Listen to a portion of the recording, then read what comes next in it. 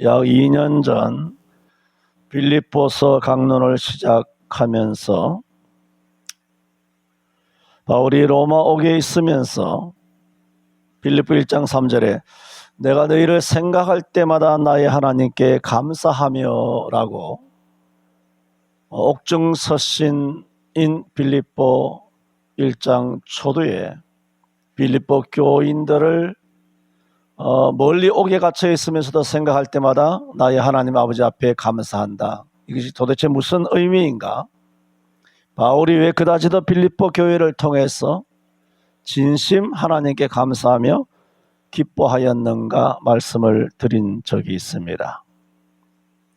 그 당시 말씀드릴 때 역시 빌립보 1장 5절에 바울이 그 이유를 밝히기를 그것은 빌립보 교인들이 첫날부터 바울이 로마에서 복음을 증거하기 시작한 그 첫날부터 지금 로마 옥에 갇혀있는 이제까지 처음부터 끝까지 복음에서 너희가 교제함을 인함이기 때문이다. 그렇게 밝힌 그런 말씀을 드렸습니다. 바울이 2차 전도 여행에서 빌립보에 첫 발을 내디딘 그때로부터 지금 로마옥에서 빌립보서를 쓰고 있는 이 순간까지도 빌립보 교회는 변함없이 바울의 복음 전도 사업에 동참한 교회였기 때문이었다. 당시 말씀을 드렸습니다. 그것은 1장에서만 아니고 또 오늘만 아니라 빌립보 4장에서도 바울은 너희가 내 괴로움에 함께 참여하였으니 참으로 잘하였도다 하는 4장 후반부의 말씀들을 통하여 요 몇 주간 계속 우리가 말씀을 돌아본 말씀이기도 합니다. 이제 빌립보서를 마치면서 물론 마친다고 하지만 이제 마치는 마지막 본문에 왔기 때문에 마친다고 하지만 이 본문 또한 아마 2주간 혹은 3주간 강론이 될지는 모르겠습니다만 오늘 이 즈음에서 그간의 강론을 한번 돌아본다라면 바울은 1장에서 살든지 죽든지 내 몸에서 그리스도가 존귀히 되게 한다는 자기 결의를 밝힌 다음 빌립보 교회 성도들 또한 그리스도 복음에 합당한 생활을 할 것을 교회론적으로 권면한 바가 있었습니다. 2장에서는 교회 생활에 관한 말씀으로 하나 되라. 너희 안에 이 마음을 품으라고 그리스도 예수의 마음이라 하면서 그리스도의 마음을 품는다면 말하자면 예수를 믿는다면 예수 믿는 사람끼리는 단연 하나가 되어야 된다는 거예요. 그런데 이 하나가 안 됩니다. 3장에서는 율법의 행위와 종교의식을 지나치게 강조하는 유대주의의 유혹과 또한 그들의 여러 가지 공격에 경고하면서 오직 유대주의와 율법이 아니라 오직 우리 주 예수 그리스도를 아는 지식이 가장 고상함을 알고 그리스도 예수께 잡힌 바 된 그것을 잡으려고 쫓아가는 오직 어디까지 이르렀든지 이전 것을 잊어버리고 앞에 있는 것을 잡으려고 그리스도 예수를 향하여 쫓아가는 오직 예수님을 바라보며 살아가야 한다 라고 권면하였음을 지난번에 말씀을 드렸습니다. 4장에서는 바울 사도는 주 안에 서라 하는 말씀과 함께 믿음으로 구원받은 그리스도인으로서 빌립보 교인들이 구체적으로 실행해야 될 덕목이 무엇인가 열거하면서 정말로 형제들아 너희가 무엇이든지 참되며 무엇이든지 경건하며 무엇이든지 옳으며라고 반복하여 그들이 행해야 될 그런 덕목을 구체적으로 권면하였다 하는 말씀도 우리가 몇 달 전에 돌아본 바가 있습니다. 앞서 말씀드렸던 것처럼 오늘 빌립보서 강론을 마치면서 바울 사도는 마지막으로 빌립보 교인들에게 인사를 합니다. 21절, 22절, 23절이 다 인사지요. 그래서 저는 오늘 바울의 인사라는 제목으로 아마 한두 주간은 해야 될 것 같습니다. 그런 제목으로 말씀을 드립니다. 첫 번째로 바울은 이렇게 말합니다. 21절에 나와 함께 있는 형제들이 너희에게 문안한다. 이렇게 말합니다. 나와 함께 있는 형제들이 너희에게 문안한다. 이게 뭘까? 인사잖아요. 우리가 문안, 간에 두루 평안하시옵고, 지체 만강하시오며, 이렇게 말하고 하지 않습니까? 그것이 뭔가요? 문안이죠. 문안이 뭡니까? 그 인사죠. 안부를 묻는다. 평안하신지요? 안녕하신지요? 요즘 어떻게 지내시는지요? 인사한다는 단어가 꼭 들어가야 인사가 아니지 않습니까? 그 안부를 묻는 거, 문안이 뭐냐? 단연 인사죠. 그래서 오늘 제목이 바울의 인사라 말씀을 드렸고, 그 인사 첫 번째 오늘 바울이 하는 말이 이렇게 말하고 있지 않습니까? 누가 문안한다고? 나와 함께 있는 형제들이. 그렇게 말해요. 바울은 지금 어디 있다고 말했습니까? 로마 옥에 지금 갇혀 있는 중입니다. 그러므로 이것은 분명 로마 시민들 중에 누군가 예수 믿고 구원을 받았겠죠. 그 사람들이 오늘 바울이 말하는 빌립보 교회에 문안 인사를 하는 나와 함께 있는 형제들인 것입니다. 물론 디아스포라라고 말한 유대인들의 그 교포들이 전 세계에 흩어져 있었고 로마에도 있었기 때문에 유대인들 중에 거기서 바울의 복음을 듣고 예수 믿고 구원받은 형제들일 수도 있습니다. 그러나 로마 사람 형제인 것을 부인할 수는 없어요. 배제할 수는 없어요. 왜냐하면 22절은 이렇게 말했거든요. 모든 성도들이 너희에게 문안하는데 뭐라고 말합니까? 특별히 가이사 집 사람 중 몇이니라. 이거는 100% 로마 사람이잖아요. 그러므로 22절에 분명히 로마 사람들이 인사를 하고 있는데 21절에 나와 함께 있는 형제들이 너희에게 문안한다라고 했을 때에 나와 함께 있는 형제는 누구일까? 유대인일 수도 있겠지만 로마 사람임은 분명하다는 겁니다. 그게 지금 말씀드리는 이유는 뭡니까? 에게해 강을 거대하지는 않지만 그 바다를 건너는 거죠.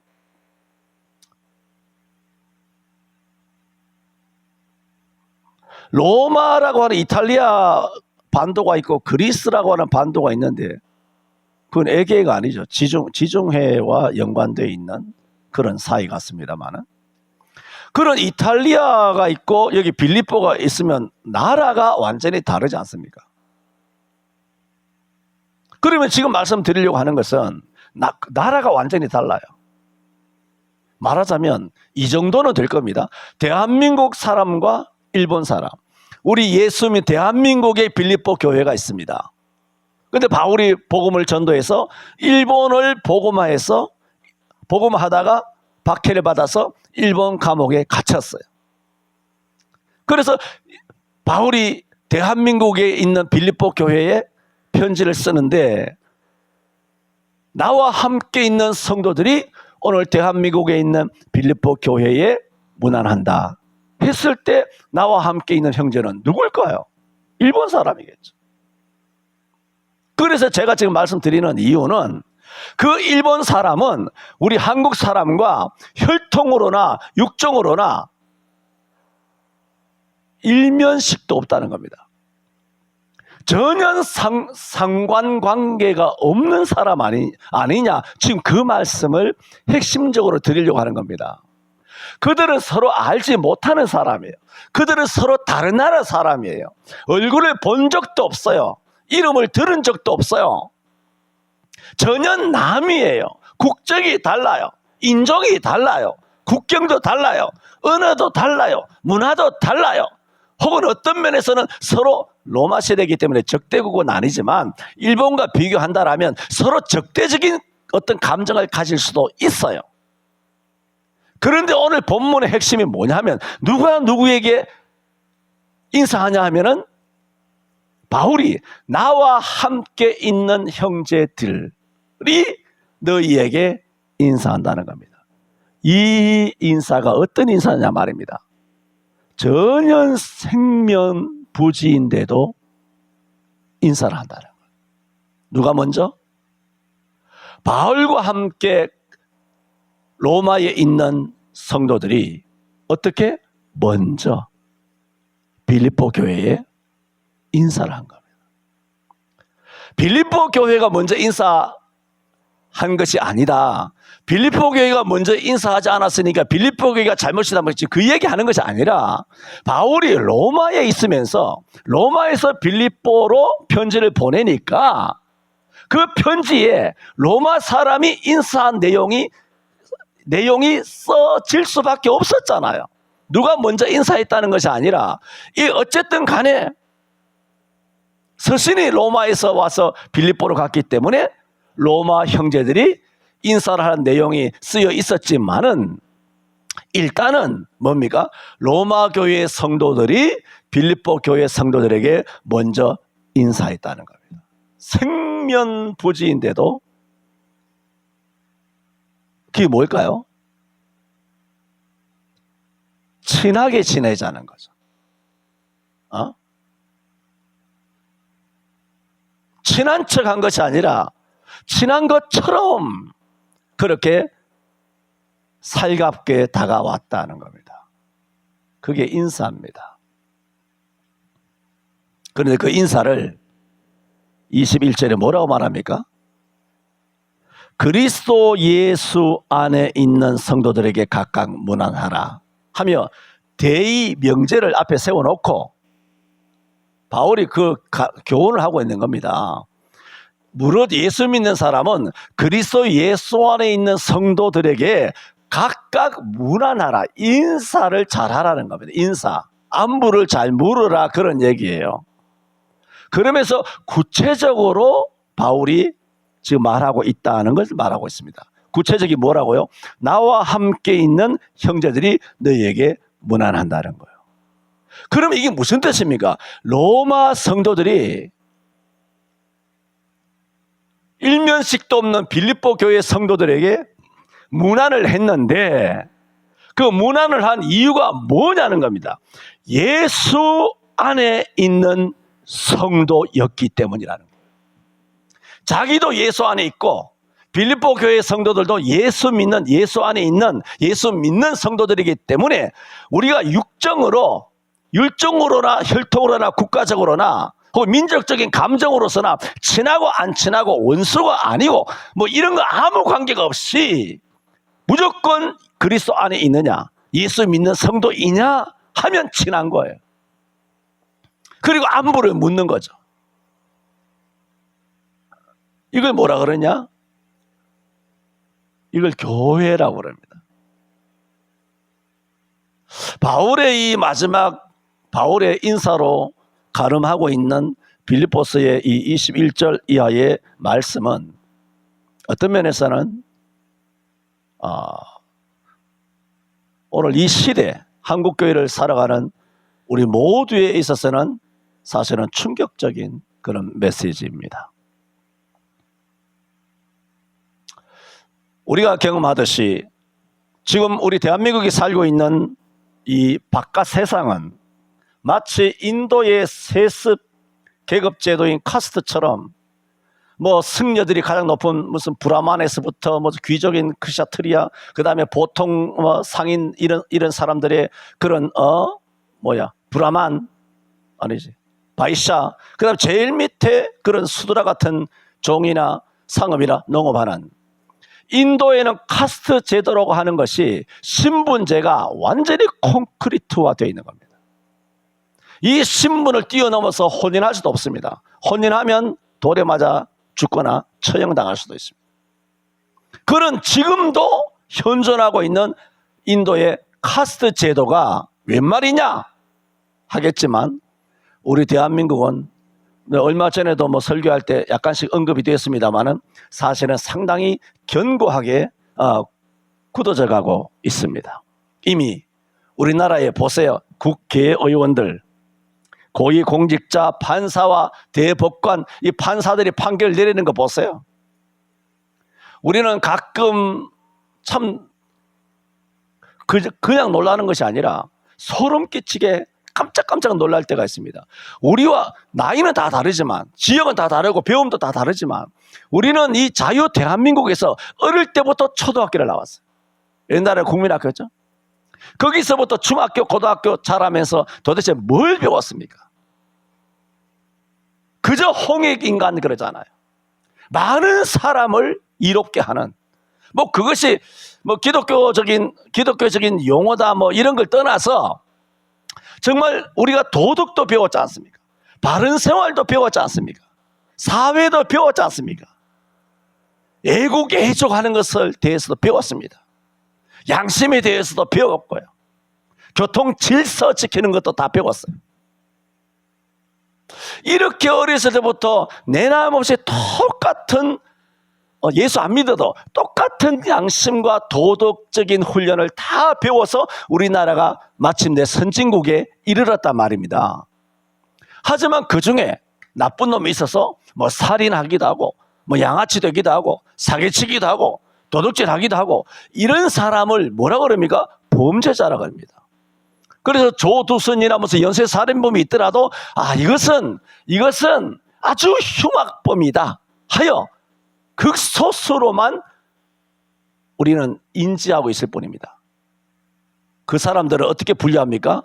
강력범, 흉악범, 아예 우리 제껴놓고 있죠. 그러나 대다수 우리나라는 양심과 도덕에 따라서, 사회 질서에 따라서 법치국가니까 법을 지키려고 노력하는 그런 삶을 우리 모든 백성들은 다 그렇게 살아갑니다.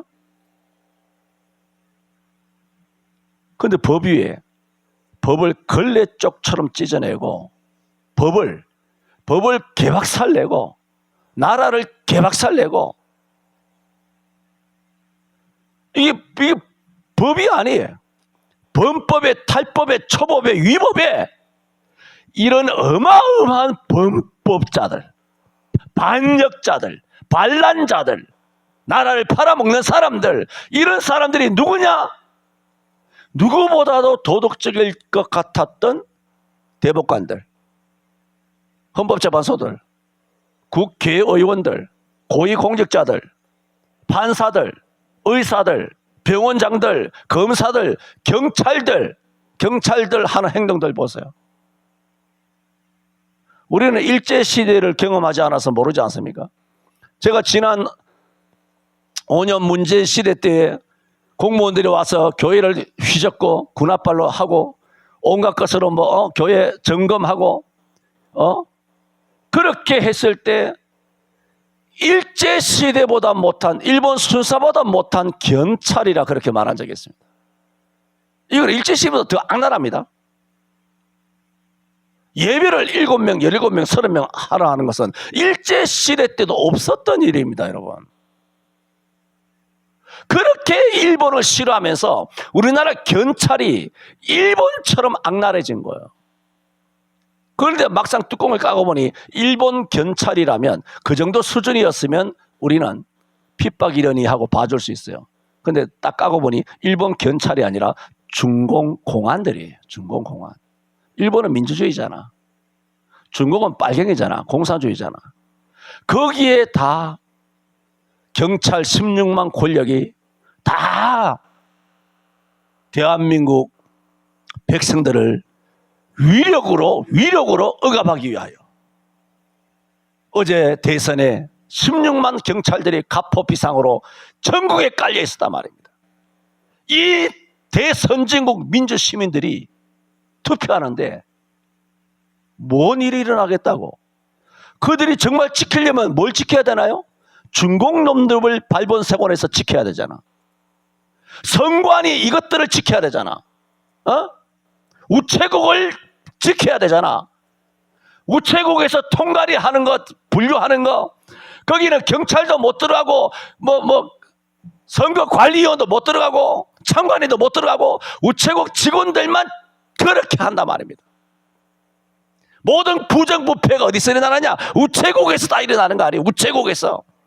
그러나 누구도 선관위를 참관해야 되는 부방대 쫓아라도, 황교안 쫓아라도 우체국을 감시해야 된다는 사실은 몰랐던 거예요. 전부 다 우체국에서 벌어지고 있는데.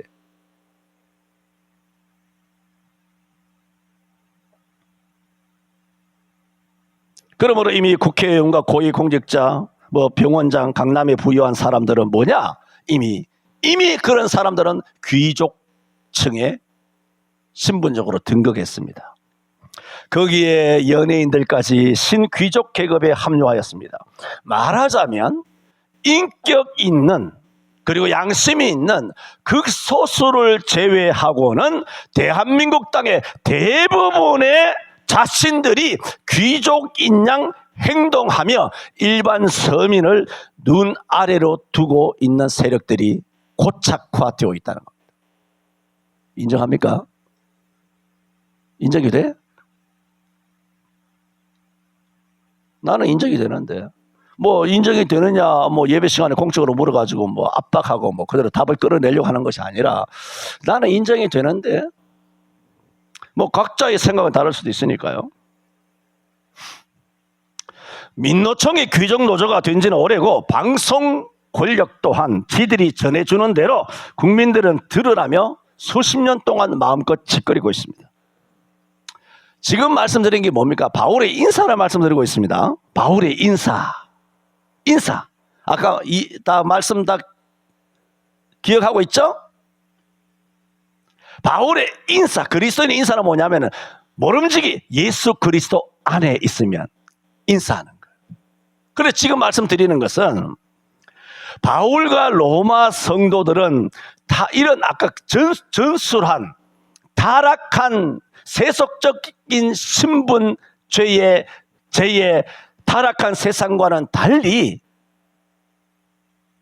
일면식도 없는 빌립보 교회를 향하여 따뜻하게 인사하고 있다. 이걸 말씀드리는 겁니다. 이것이 성경적인 삶이요. 그리스도 안에서는 그리스도인들끼리 이런 인사가 되어야 한다라는 것을 설명을 드리고 있는 것입니다.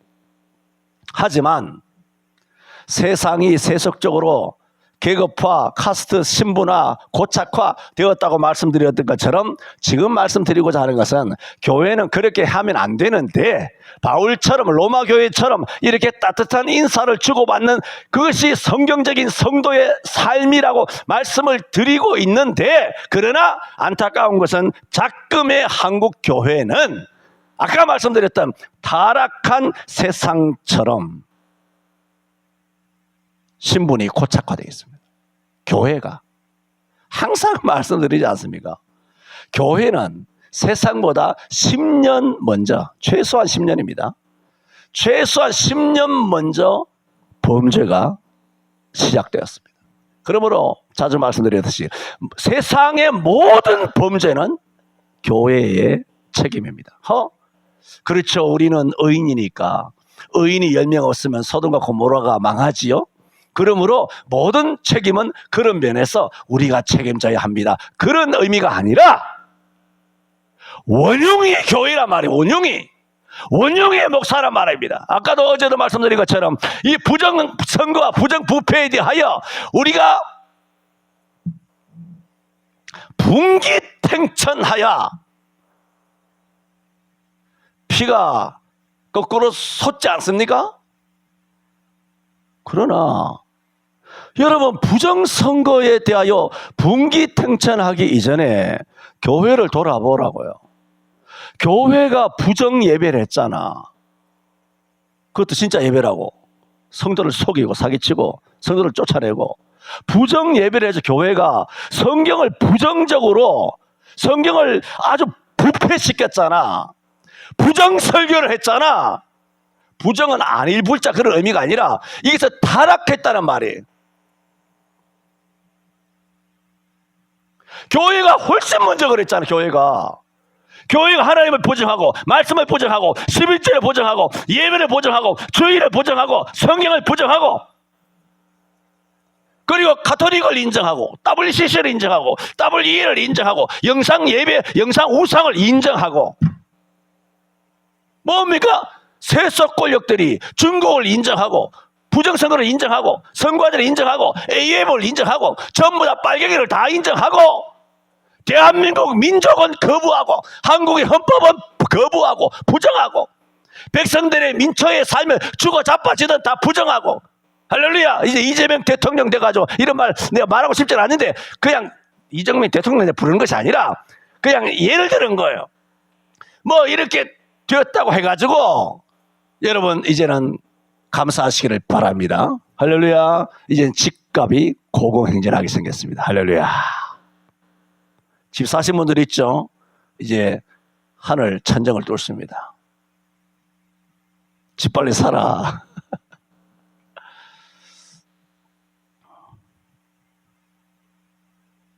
그래, 그 전에 참 우리 교회 성도를 다 집 사게 하신 것을 감사하게 생각합니다.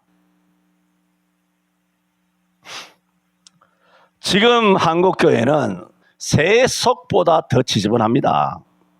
타락한 세상처럼, 타락한 귀족, 어떤 귀족에 미쳐 있는 것처럼 교회는 서로 인사도 하지 않고 문안도 하지 않습니다. 이런 면에서 우리나라 교회는 교회가 아닙니다. 교회도 귀족교회와 천민교회로 나눠진 지가 오래입니다. 귀족 목사가 있고 천한 목사가 있습니다. 브랜드 교회가 있어요. 옛날 스터디 할 때도 했고 뭐 설교할 때 다 이야기했죠. 브랜드 교회가 있은 지는 40년이 넘었습니다. 1990년대부터 서울의 유명 교회들은 경쟁적으로 각 도시마다 프랜차이즈 교회를 세웠습니다. 그러면 유명 백화점이 뭐 지방에 세워지면 사람들이 불티나게 출입하듯이 그 지방에 세워진 프랜차이즈 브랜드 교회를 향해서 수많은 성도들은 분화방처럼 몰려가 그 교회는 그 지방을 순식간에 점령 출석교인 10,000명을 찍습니다. 그 지역의 유탄을 맞은 지역교회는 순식간에 초토화됩니다. 그 지역에서 수십 년간 피땀으로 눈물로 성실하게 목회한 목회자들은 물론 작은 교회들은 강력한 토네이도에 휩쓸려서 초토화되어 왔습니다. 그런 교회들, 지역에 세운 프랜차이즈 교회들은 절대로 전도에서 부흥한 교회들이 아니라 누군가의 땀과 눈물로 키워온 어린 양들을 무자비하게 빼앗은 약탈적 부흥이었습니다. 약탈적 행위였습니다. 이것은 서울 경기권만의 교회가 아니라 대한민국이 80년 이후에 산업화 선진화되면서 해마다 전국에서 대학에 서울에 있는 좋은 대학 가고자 서울 경기에 있는 좋은 직장에 가고자 지방에서 청년들이 구름대같이 몰려왔고 저들은 서울에 있는 교회는 자기네 교회가 서울에 있다는 이유만으로 그 열매를 따먹은 것입니다. 시골 교회와 저들을 양성한 시골 교회와 목회자들의 피와 땀은 애초에 무시되었습니다. 그 모든 것이 서울 경기권에 있는 교회 목사들은 자기 능력으로 과시 포장되어 왔습니다.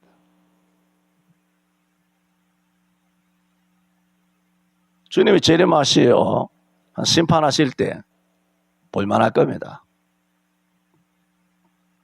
혹 그 중에 양심이 있어서 자기가 딴 달콤한 열매를 나누고자 하는 목회자들의 행위조차도 빚진 자의 심령이 아니라 겸손의 옷을 입은 도도함입니다. 마태복음 6장 2절 4절에 구제에 대해서만도 하나님은 이렇게 말했습니다. 구제할 때 외식하는 자가 사람에게 영광을 얻으려고 회당과 거리에 사는 것 같이 너희 앞에 나팔을 불지 말라. 저희는 자기 상을 이미 받았느니라.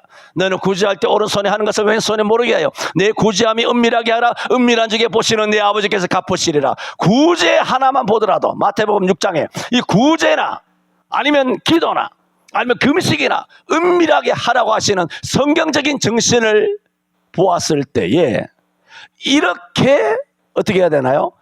남의 것을 취해서 빚진 심령이 되었다면 참으로 은밀하게 빚진 자의 심정으로 은밀하게 자기가 부당 이득을 취한 것을 나누었어야 옳을 겁니다. 자기 앞에 나발을 불지 말았어야 했다. 그 얘기 옳시다. 왜 자기 앞에 나발을 붑니까? 어?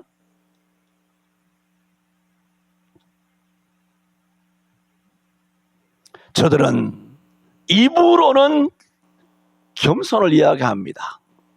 입으로는 주의 뜻을 이야기합니다.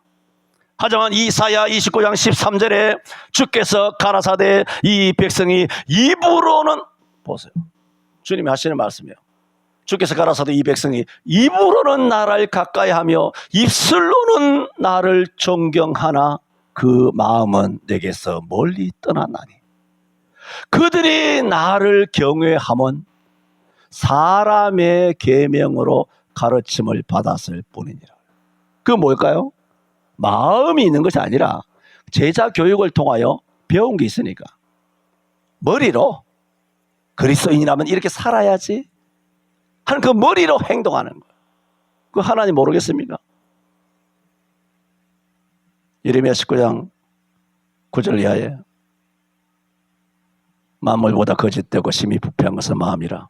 누가 이를 알리오마는 나 여호와는 심장을 살피며 폐부를 시험하고 각각 그 행위와 심장을 살피며 폐부를 시험하고.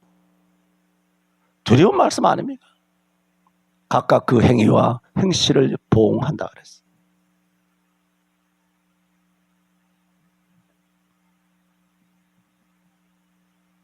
입으로는 겸손합니다.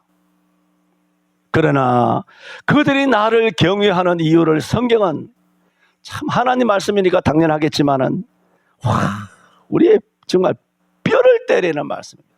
그들이 왜 그렇게 사느냐 하면 사람의 계명으로 교회에서 교육을 받았기 때문이라는, 사람의 계명으로 가르침을 받았을 뿐이라는 거죠. 하나님의 계명이 사람의 계명이 되었다는 얘기입니다.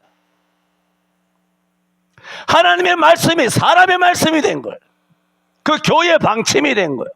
목사의 말씀이야, 목사의 가르침이야, 하나님 말씀이 되어야 되는데, 웃기잖아요.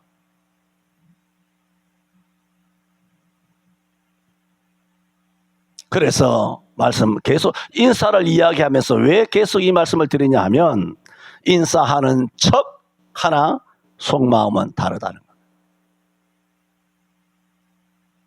구제하는 척 하나 앞에 나발을 분다는 얘기예요. 그런 배우의 어떤 것이 거북이 등짝처럼 단단하게 굳어져 있느냐 하면 나는 주는 자, 당신은 받는 자. 도시의 거대 교회는 주는 자, 시골 교회나 선교사님은 받는 자. 그게 뭔지 아세요?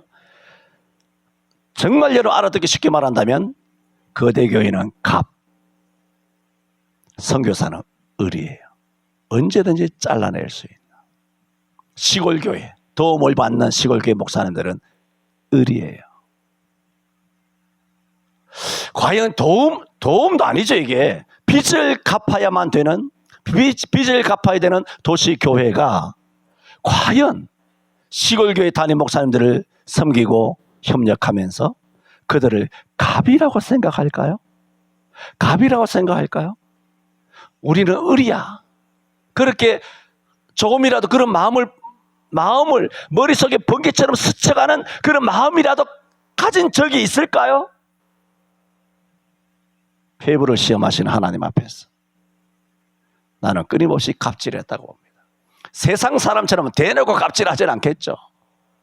잘했다가 칭찬받는 거, 고맙습니다, 이런 인사 받는 것조차도 그런 인사 받으면 돼야 안 돼요?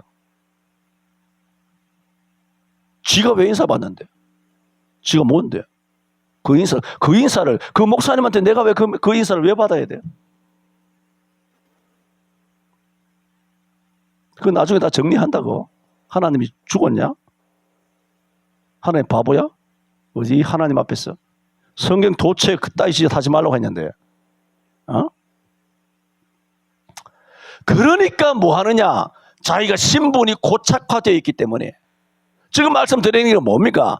여기는 로마 사람이에요. 로마 사람. 22절에서는 가이사 집 사람 중 몇 사람도 인사하고 있다 그러잖아요. 가이사 집 사람은 두 가지예요. 실제로 로마 황제, 뭐 황제가 되었던 그 귀족이 되었던 간에 로마 황제와 그 황족 그런 가이사 집이라는 의미도 있고, 또 하나는 폭넓게 로마에서 공직자 있죠. 로마 군인들, 로마의 관료들, 로마의 어떤 공직자들, 그런 사람들도 확대해서 가이사의 녹을 먹으니까 가이사 집 사람이라고 두 가지로 말하기도 해요. 하나는 진짜 황족, 나머지는 가이사의 녹을 먹는 사람들. 이 사람들도 권력이 있잖아요. 여러분, 이 찌라시 같은 국업 공무원들도 보세요. 얼마나 사람 애를 먹이는가. 예? 그래 2000년 전 로마 시대 때에 가이사의 밥을 먹는 가이사 집의 사람이라고 할 정도면 일반 그 로마 그 거대한 제국에서 얼마나 위세를 떨칠 수 있었겠습니까? 예? 그런 가이사 집 사람조차도 자기를 귀족이라 생각하지 않았다는 거죠. 뭐 했습니까? 먼저 인사했다는 거예요. 생면부지에 그 조그만한 빌립보에 살고 있는 귀신 점치다가 예수 믿은 여자애 있잖아요. 두 아들의 장사잖아. 감옥의 간수, 공직자들 중에 제일 가기 싫어하는 데가 어디입니까? 교도소 아닙니까? 교도소 겨우 간수하는 거 아니에요, 간수. 그런 사람에게 가이사 집 사람이 인사를 했대요. 그러면 이 사람들은 자기 스스로 사회적으로든 교회적으로든 우리는 뭔가 달라, 어떤 귀족 어떤 심리에 빠져 있을 수 있지 않을까요? 그런데 이들이 먼저 손을 내밀고 인사를 한 거죠. 그래서 오늘 부른 찬송이 내가 먼저 손 내밀지 못하고 내가 먼저 웃음 주지 못하고 이렇게 머뭇거리고 있네요. 오늘 이 말씀은 어느 교회를 또 누구를 판단하고자 하는 것이 아니라 우리 모두는 이 말씀 앞에 걸려요, 사실은. 말씀 앞에. 그렇다고 길 가는 사람, 대한민국 뭐 1000만 그리스도인에게, 이 동네에 있는 모든 성도들에게, 목사들에게 다 아는 척 인사하면 부담될 수는 있지 않겠습니까? 그렇게 할 수도 없지만 적어도 우리가 어느 정도 최소한 인사는 하고 지내야 된다는 선은 갖고 있지 않습니까? 인사는 하고 지내야 될 그런 사람들은 주변에 있지 않아요? 인사하자 말이죠. 무난하면서. 그게 바울의 마지막 메시지입니다. 인사하라는 거죠. 그런 면에서 로마 성도들은 뭐냐? 오늘 봤을 때 진짜 성도였다는 것. 오늘 이 부분에 관한 말씀, 바울이 나와 함께 있는 형제들이 너희에게 무난한다 라는 주제의 말씀을 드렸습니다. 하지만 다 드린 것이 아니기 때문에 드리지 못한 말씀과 더불어 다음 또 22절, 23절 말씀 중심으로 다음 주일날 말씀을 드리게 되겠습니다. 기도합니다. 너희가 너희를 사랑하는 자를 사랑하면 무슨 상이 있으리요? 세리도 이같이 아니하느냐? 너희가 너희에게 무난하는 자를 무난하면 이방인들보다 더하는 것이 무엇이냐 하였습니다. 그러므로 하늘에 계신 너희 아버지와 같이 너희도 온전하라 하였습니다. 우리가 온 세상, 온 그리스도인들에게 다 인사하며 살 수는 없지만 인사하며 지내야 되는 사람들에게 내가 먼저 인사하며 지내는 오늘 바울과 로마 성도들의 따뜻한 인사의 삶을 저희들도 본받게 하여 주옵소서. 예수님 이름으로 기도하옵나이다. 아멘.